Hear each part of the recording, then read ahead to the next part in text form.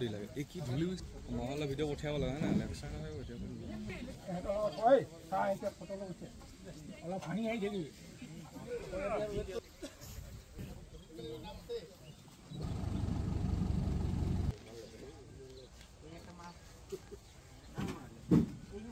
এটা ঔদ্যোগিকৰণৰ বাতাবৰণ নিৰ্মাণ কৰিবৰ কাৰণে আমাৰ চৰকাৰে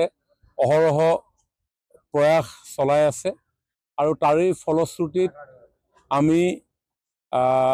আমাৰ চৰকাৰে নলবাৰীত এটা মাল্টিনেশ্যনেল কোম্পানী পেপচিকোৰ 774 কোটি টকাৰ এটা তেওঁলোকৰ ইণ্ডাষ্ট্ৰী উদ্যোগ স্থাপন কৰা হৈছিল আৰু সেই উদ্যোগটোত প্ৰয়োজন হোৱা যিসমূহ কেঁচা মাল সেই কেঁচা মালসমূহ অসমৰ বিভিন্ন প্ৰান্তত খেতিয়কসকলে উৎপাদন কৰাৰ এক পৰিৱেশ আমি নিৰ্মাণ কৰিবৰ কাৰণে প্ৰয়াস কৰিছোঁ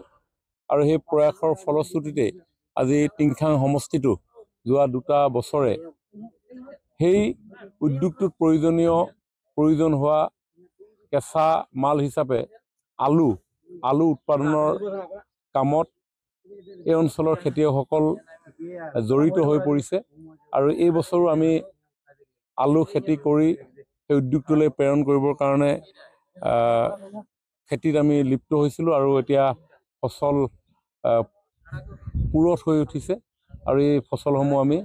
সেই কোম্পানীলৈ আমি সেই উদ্যোগলৈ প্ৰেৰণ কৰিবৰ কাৰণে আজি এনেধৰণে গাড়ীত লোড কৰি আছোঁ আমাৰ এতিয়ালৈকে প্ৰায় 200 টন আলু ইতিমধ্যে গৈছে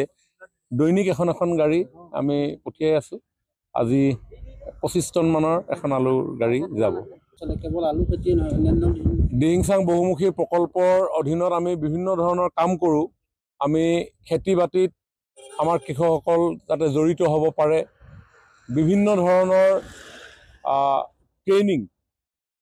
ট্ৰেইনিঙৰ জৰিয়তে আমি ক্ষুদ্ৰ উদ্যোগ স্থাপন কৰি আত্মসংস্থাপনৰ পথ আমি যাতে প্ৰশস্ত হ'ব পাৰে এনেকুৱা ধৰণৰ আমি কাম কৰোঁ আৰু আমি এটা সিদ্ধান্ত গ্ৰহণ কৰিছোঁ আমাৰ এই অঞ্চলটো যিহেতু ক্ষুদ্ৰ চাহ খেতিয়ক যথেষ্ট পৰিমাণৰ কেঁচা পাত আমাৰ ইয়াত উৎপাদন হয় আমি দিহিংচাং বহুমুখী প্ৰকল্পই এই বছৰৰ ভিতৰত এটা চাহ ফেক্টৰী আমি নিৰ্মাণ কৰিবৰ কাৰণে সিদ্ধান্ত গ্ৰহণ কৰিছোঁ আৰু আজিৰ পৰা এই চাহ উদ্যোগৰ প্ৰাৰম্ভিক কাম আৰম্ভ হৈছে 6 মাহৰ ভিতৰত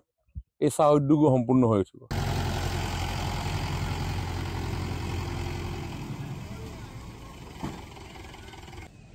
দেৰি লাগে এই কি ধূলি মহলা ভিডিঅ' পঠিয়াব লাগে না লেকচাৰ হয়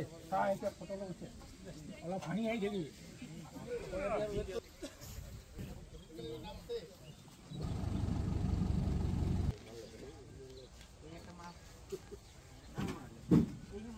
এটা ঔদ্যোগিকৰণৰ বাতাবৰণ নিৰ্মাণ কৰিবৰ কাৰণে আমাৰ চৰকাৰে অহৰহ প্ৰয়াস চলাই আছে আৰু তাৰেই ফলশ্ৰুতিত আমি আমাৰ চৰকাৰে নলবাৰীত এটা মাল্টিনেশ্যনেল কোম্পানী পেপচিকোৰ 774 কোটি টকাৰ এটা তেওঁলোকৰ ইণ্ডাষ্ট্ৰী উদ্যোগ স্থাপন কৰা হৈছিল আৰু সেই উদ্যোগটোত প্ৰয়োজন হোৱা যিসমূহ কেঁচা মাল সেই কেঁচা মালসমূহ অসমৰ বিভিন্ন প্ৰান্তত খেতিয়কসকলে উৎপাদন কৰাৰ এক পৰিৱেশ আমি নিৰ্মাণ কৰিবৰ কাৰণে প্ৰয়াস কৰিছোঁ আৰু সেই প্ৰয়াসৰ ফলশ্ৰুতিতে আজি টিংখাং সমষ্টিটো যোৱা 2 বছৰে সেই উদ্যোগটোত প্ৰয়োজন হোৱা কেঁচা মাল হিচাপে আলু উৎপাদনৰ কামত এই অঞ্চলৰ খেতিয়কসকল জড়িত হৈ পৰিছে আৰু এই বছৰো আমি আলু খেতি কৰি সেই উদ্যোগটোলৈ প্ৰেৰণ কৰিবৰ কাৰণে খেতিত আমি লিপ্ত হৈছিলোঁ আৰু এতিয়া ফচল পুৰঠ হৈ উঠিছে আৰু এই ফচলসমূহ আমি সেই কোম্পানীলৈ আমি সেই উদ্যোগলৈ প্ৰেৰণ কৰিবৰ কাৰণে আজি এনেধৰণে গাড়ীত লোড কৰি আছোঁ আমাৰ এতিয়ালৈকে প্ৰায় 200 টন আলু ইতিমধ্যে গৈছে দৈনিক এখন গাড়ী আমি পঠিয়াই আছোঁ আজি 25 টন মানৰ এখন আলুৰ গাড়ী যাব কেৱল আলু খেতি নহয় দিহিংচাং বহুমুখী প্ৰকল্পৰ অধীনত আমি বিভিন্ন ধৰণৰ কাম কৰোঁ আমি খেতি বাতিত আমাৰ কৃষকসকল যাতে জড়িত হ'ব পাৰে বিভিন্ন ধৰণৰ ট্ৰেইনিঙৰ জৰিয়তে আমি ক্ষুদ্ৰ উদ্যোগ স্থাপন কৰি আত্মসংস্থাপনৰ পথ আমি যাতে প্ৰশস্ত হ'ব পাৰে এনেকুৱা ধৰণৰ আমি কাম কৰোঁ। আৰু আমি এটা সিদ্ধান্ত গ্ৰহণ কৰিছোঁ,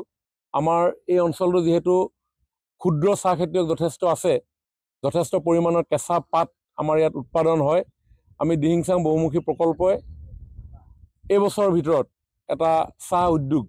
চাহ ফেক্টৰী আমি নিৰ্মাণ কৰিবৰ কাৰণে সিদ্ধান্ত গ্ৰহণ কৰিছোঁ। আৰু আজিৰ পৰা এই চাহ উদ্যোগৰ প্ৰাৰম্ভিক কাম আৰম্ভ হৈছে। 6 মাহৰ ভিতৰত এই চাহ উদ্যোগো সম্পূৰ্ণ হৈ উঠিব।